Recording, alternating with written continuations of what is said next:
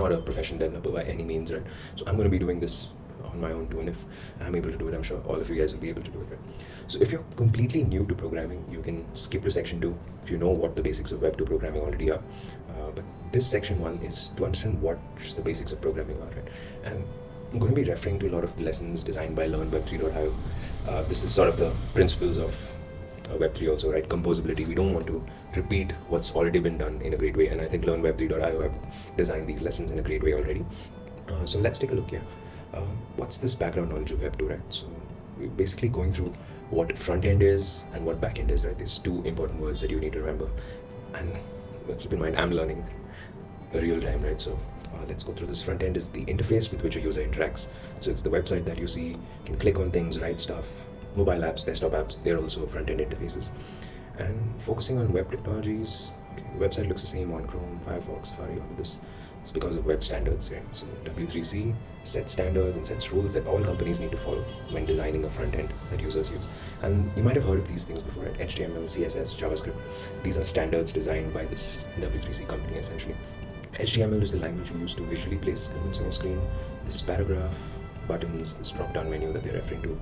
CSS is a styling language. These elements are boring by themselves, so CSS lets you make them cool, look fun, bold text, etc. And JavaScript is arguably the most important aspect. It's a programming language that adds functionality onto your website. This is really powerful and lets you do many things. So HTML and CSS lets you place elements, won't let you do anything, but JavaScript actually lets you get to the functionality, right? Actually doing things. And yeah, this website is also designed using JavaScript. Alright, so because of those commands, it's the power of building online. Yep. Alright, so that's what the front end is. It's what you see as a user, and there are some standards, HTML, CSS. And what is a front end? Part of a website. Alright, I think it's this, right? It's the first one. Yeah, part of a website. Awesome. And you guys can sign in, create an account here too. Correct answer, yes. Alright. So this is what happens when you create a new account, learn, build, awesome, right? Alright, I've got some XP, level 2, front end done. And now backend. What is the backend? Backend refers to the software that allows it to operate and cannot be accessed by the user. So business logic, private data, all of this is happening on the backend. Front end is a visual representation of what's happening, right? So if you take Instagram's example, there's a lot of filtering happening. They have tons and tons of photos, but what you see is only what you are allowed to see, right? So that filtering is happening on the backend, and it's not directly accessible by users. So this is our goal. Build secure backends. Can be written in many languages, right? They can be written in JavaScript too. They can be written in Rust, Go, Python. So in this initial part, they've recommended JavaScript.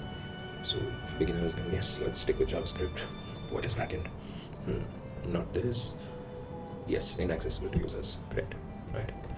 Alright, setting up for success.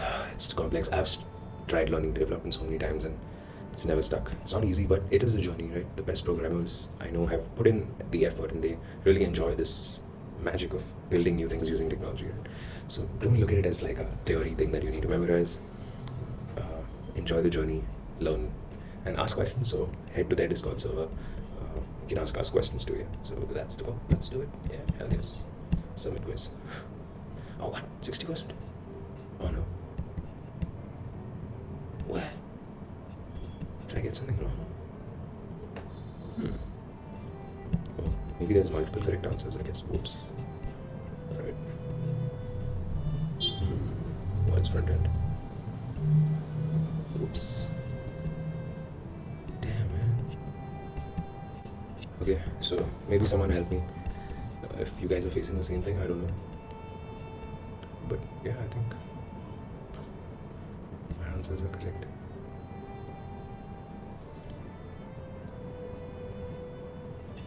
Right. We'll look at this later. Okay, I need your help already, guys. Okay, someone else is having this. 33%, 66%. Yeah, same issue for me. Rocking broadcast, okay, cool. Alright, so yeah, that's the basics of programming, Web2 programming. I think there's some bug with the correct answers. I think we were doing the correct answers, but at least now you know what front end is, what back end is. Front end is what users see, what they interact with. Back end is where all the data is stored, and all the business logic happens, right? And now, actually, with the arrival of AI, Web2 programming has gone crazy, right? Like, you can design beautiful front ends in a matter of seconds using Cloud. You can use Cursor to auto-complete your code, right? So if you understand the basic architecture, it's incredibly powerful right now to become a developer. It's super fast, super quick, but it's really important you understand what it is that AI is spitting out when you ask for development help, right? So check out, understand this basic structure, and then also explore AI, how AI can help you build front end, how AI can help you build back end, right? So now let's get a bit of an introduction into what Web3 development is. Now, the definition of Web3 and its core principles might have been quite clear from reading the book Read, Write, Own, right? So it's the read generation, the write generation, and now it's the own generation. It's all about ownership. That's the core principle. This comparison between Web3 and Web2 paradigms is going to be really important, I would say, for you to remember, right? Because this is what makes things really clear to you, especially if you understand what Web2 programming looks like already. The first big difference is in the architecture. So Web2 has a centralized client-server model. Applications, they're running on centralized servers like AWS. When the data is stored in centralized databases, big difference here is that with Web3, if it's Ethereum, Polygon, whatever, these are decentralized P2P networks, and the applications are running on blockchain networks, and data is distributed. So this back-end architecture, well, let me make it a little more clear. And data storage, where is data stored? Usually we use SQL, NoSQL, centralized databases. But Web3 uses things like IPFS, which are decentralized file systems, and it's immutable, which means data cannot be changed once it's put up there. There's backend here. Okay, so, server-side languages, Python, Node.js, running on centralized servers. Web3 has smart contracts, which we will be writing, and this is written in Solidity, which is the programming language, and their backend is a huge difference here, right? So your blockchain is your backend over here. The smart contracts are your backend. Frontend is very similar to Web3. We use HTML, CSS, JavaScript, but Web3 has additional libraries like Web3.js, Ether.js that let us interact with the blockchain. Auth. Usually we have OAuth, we have Google login, Facebook login. Here we use wallets for signing in, and as you guys might be seeing already. And state management, server-side databases, the updation of what storage happens client side, server side, and here there's one blockchain for the global state, and each transaction actually updates the state that you see. And I know a lot of what I said didn't make sense even to me, so we'll dive into this a little bit later. Like a lot of these, I would say these are the major differences that you need to keep in mind. There are some other differences too that I think are not that important, but the security, all of them are sort of worth going through and understanding. So if you can really understand the difference between what Web2 and Web3 development paradigms are, you'll have a great foundational knowledge before you start developing and going forward on your journey. Now let's look at what the major blockchain platforms are. So the biggest sort of blockchain, and the one that we learned about in Read, Write, Own, is Ethereum, and it is this global computer, or the global supercomputer is the Ethereum virtual machine, right, where the smart contracts are hosted and they are run. There are also alternate blockchain platforms like Solana, Polkadot, Cardano, so many blockchains, all coming up with innovative sort of solutions to designing and innovative consensus mechanisms for ensuring there's coordination amongst all these nodes or people that run the network, right? So let's briefly look at what these platforms are, and also how do you make a choice for which platform, right? That's very important, and we'll look at that later. But Solana has really high DPS, high transactions per second, and their primary development language is Rust. And over here, the smart contracts are called programs, and there's just like ERC20, ERC721, there are like templates for smart contracts. Similarly, there are SPL, Solana Program Library provides standard templates. The pros, extremely fast. Cons, we look at this stuff a little later too. Polkadot is again based on a substrate framework using Rust, and it has specialized blockchains for different use cases. A lot of flexibility. Cardano is another based on Haskell. There's a strong emphasis on verification and security considerations. So this is what you need to look at, right? So how do you make your choice? Which ecosystem do you be a part of? And this is a really critical choice as a developer, right? Because your future journey and your opportunities, jobs, all of that are going to be driven by this. So think about what you are building. Think about what are your motivations in crypto, right? Refer back to your mission, to what kind of community do you want to work with? What kind of ideas do you want to work with? So example, if you're working on maybe a DeFi lending protocol, or something that's very related to finance or DeFi, then look for a blockchain that is a DeFi blockchain or that has high activity of DeFi apps. Okay? So try to look for what you're interested in that you identified earlier, and try to find a blockchain that has the best ecosystem that supports that, right? Scalability means this is again from a developer perspective, this community and ecosystem, right? So look at the sort of support that you're getting. Look at the blockchain that excites you the most, where you feel at home, right? In the community builder journey, we talk about how these blockchains are basically like nations. They're like India, USA, America, Germany. It's like countries that you belong with. So imagine you're getting to choose your citizenship, right? Which country do you feel like you most belong to, that you will be the happiest? Choose your development or your blockchain platform accordingly, right? And these are some goals, depending on your goals. And yes, now let's dive into the languages like Solidity, Rust, all of these multiple sort of options there. You can find different hands-on tutorials on learnweb3.io too. So we are going to be doing the Ethereum development course that we can find, just the basics basically of the Ethereum development course. So this is how the Ethereum dev that they're teaching you is completely free. And we are starting at the freshman level, right? So we saw a lot of these things already, but we didn't have a crypto wallet set up. But now we're going to introduction to Solidity. What Solidity looks like. Looks like this can't be closed, so that's...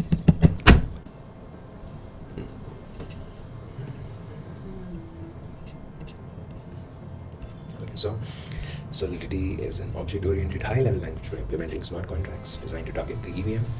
Supports statistically types, supports inheritance, libraries, and complex user-defined types, among other features. Some of these things may not be clear to you right now, but that's all right. We can dive into it later. On which virtual machines? This is EVM, yes, building in Solidity. Alright, so this is what Solidity looks like. This is how you initialize a smart contract space. Hello world. This is the version of Solidity that we're using, that we specify at the beginning of every Solidity contract. And this actually, these contracts end in .sol, like SOL. Feels ironic, right? Sol reminds you of Solana, but yeah, this is not Solana, this is EVM, this is Ethereum virtual machine. Variables and types. There are 3 types of variables in Solidity. First one is a local variable, which is declared inside a function. This is not stored on-chain. So on-chain means anything that is published onto the blockchain, right? Because you're making a transaction and storing it there. State. This is declared outside a function to maintain global state within the contract. This is stored on-chain, right? So this is to maintain global state within the contract. And third kind of variable is global variable. So this provides information about the chain. They are injected by the EVM during runtime and are not declared by the contract. So this is a variable that the EVM is providing to us directly during runtime, and we are not declaring it as the author. Who's sending us a transaction, hash from the block, timestamp, etc. Examples of global variables, let's see. Units, time units, special variables and functions. Okay, so all of these are like data that we can pull from the blockchain essentially. Scope of variables is defined by where they are declared, not their value. Setting a local variable's value to a global variable does not make it a global variable, as it is still only accessible within its scope. Right? So that's clear. Where we define these variables really matter a lot. Okay. Still not fully clear what global state means, but let's hopefully understand that a little later when it's clear. What are state variables in Solidity? Okay. So they are declared outside a function. Okay. So they are stored on the blockchain. They are declared outside a function and they are stored on the blockchain. Alright. Perfect. Okay. So now this is how a sample contract looks like. Alright. Here we're defining the version of the compiler. Here we have created the contract. Contract's name is variable. UN stands for unsigned integer, meaning non-negative integers. Different sizes of variable. Uint 8, 0 to 2, 2 raised to the power of 8 minus 1. 0 and 256, this is a larger range, 0 to 2 raised to the power 256 minus 1. Depending on the size of the number you need, you can choose which uint you need. Public means that the variable can be accessed internally by the contract and can also be read by the external world. That seems pretty clear. Uint 8, public equal to 10, equal to 600. 1, 2, 3, 0. Uint.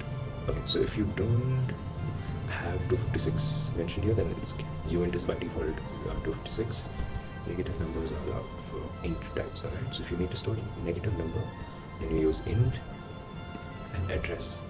Address stands for an Ethereum address. This is like the one you got in your rainbow one, right? So this is address public. We have defined it as public.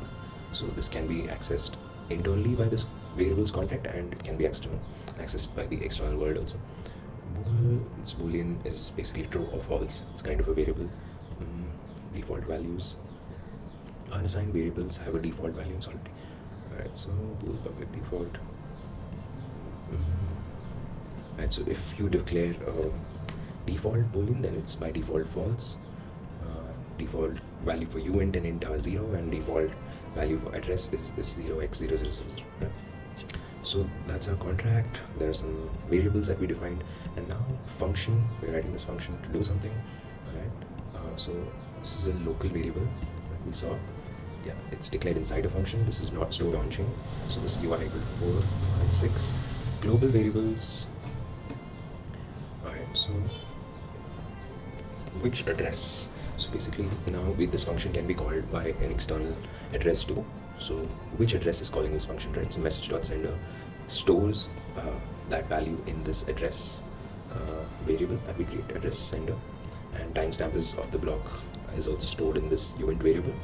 And these are global variables because we got their value from outside, and now we've defined them in this function. Alright, so I guess that's how we have to learn. It's not clear now. Are these local variables with this timestamp and center? Yes, I think they are local variables too. We're storing a global variable value in them. Defined by where they are declared, not the value. Setting a local variable is okay, correct. So this does not become a global variable. This is still a local variable. It's just that we're setting a global variable value in them.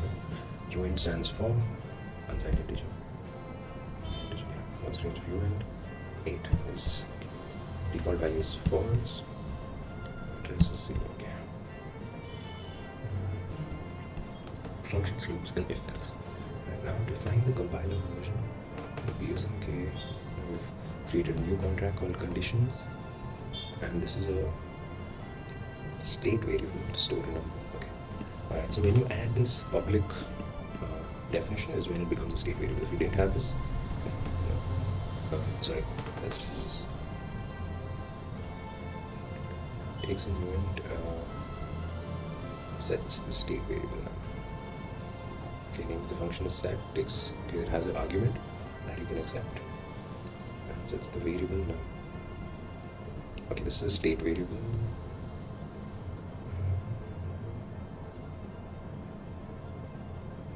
It's a public function, meaning it can be called from within the contract. Okay, this is public and also externally. Now name of function takes again, so it's a state variable now. Okay, now, alright, so now since we've defined this num outside the function, so it's a state variable, correct? And now that state variable we're setting as underscore num, whatever value is being passed. It's uint now. This can be called from within, or it can be called externally. Now this part, meaning if the function is get, returns what num value is over here, right? It's declared as a view function, which means it's not changing the state of any variable, and it does not require gas. Gas is basically either you're paying for all of these transactions, right? So view function doesn't need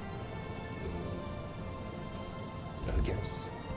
Now there's another function here, foo, takes in a uint and returns a uint, compares the value of x using if else. So we've taken this, and less than 10, return 0. Okay, this is also a return. We're doing a comparison on this. Now this is a loop function. Okay, so as if statements look pretty basic as usual. Return 0, else if. Okay. Now this is a loop for uint I equal to 0. This is all similar to other kinds of looping in other programming languages too. Uint I equal to 0, I less than 10, I plus plus. That's a loop till 10.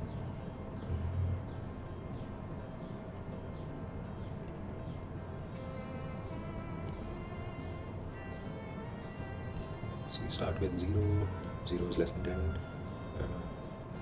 and none of these conditions are met.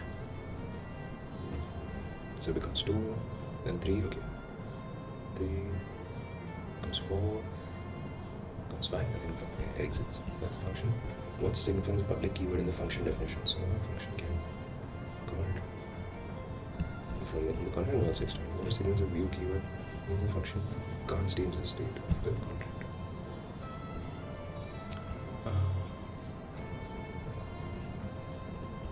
Okay, arrays and strings. Arrays can have a compile time fixed size or a dynamic size.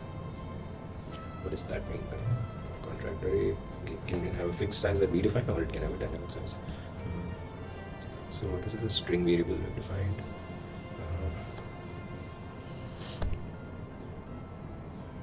This is storage variables. So arrays initialized here inside the contract are considered state variables that get stored on the blockchain. Okay. It's outside a function, yeah. So these are state variables, they're stored on the blockchain. So there's one public R2 fixed size array, all is initialized to 0. So here we are. These are dynamic size arrays, these are fixed size arrays. Here is one function get the value of element stored in arrays index. So whatever is stored at 5th position, we'll get that. 6th position, we'll get that. Gets called with returns. We can also return the entire array. This function gets called with and returns and memory. Okay, so this is another variable like array definition, dynamic array definition. We're passing it also, and we're getting that in return also, right? Using this memory keyword. Value stored only memory, not in the blockchain, and it only exists while the function is being executed. So it's kind of RAM versus hard disk. Memory variables exist temporarily. Storage variables are persistent across function calls for the lifetime of the contract. So if we need it only while the function executes, we don't need it later. We use this memory array, memory variable. And now there's another function, return string memory. The reason memory keyword is added is because string internally works as an array. Here the string is only made while the function executes. So if we want to get a string only for the purpose of the function, then add memory so it doesn't persist. Another function do stuff, int I, append to array. So this is if you're increasing the array length by 1. So these are which array are we referring to? Yes, this array. We have access to this throughout the contract. Just removing the last element of the pop. Get the length as unit length, dot length. Unit index equal to 1. Delete does not change the array length. It resets the value at index to its default value. In this case, it resets the value at index 1, array 2 to 0. So uint index equal to 1, delete the first array. So it's not deleting, it's setting the value of the first element to 0, whatever. That's what happens in a deletion. The array length remains the same. Okay, if you want to create an array in memory, uint. So this is within the function. Yeah, this is within the function, and uint memory equal to new uint 5. Right. So it has to be a fixed size if you're creating a memory. You can create a string memory too. So these are all arrays, but memory version of arrays. So they're limited to the execution of the function. Alright, perfect. What is the correct function definition for returning an unsigned integer array from a function? What is the correct function definition for returning unsigned integer array from a function? And view returns.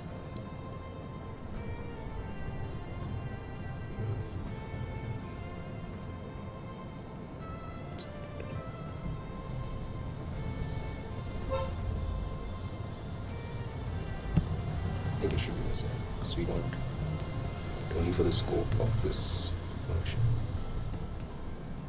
Just check out.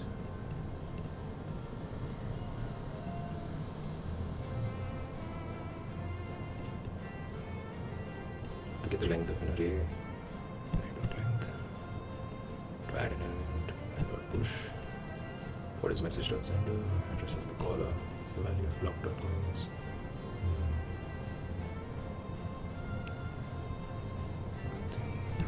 The line, I think. Roughly sure. Okay. So scope, perfect scope, awesome.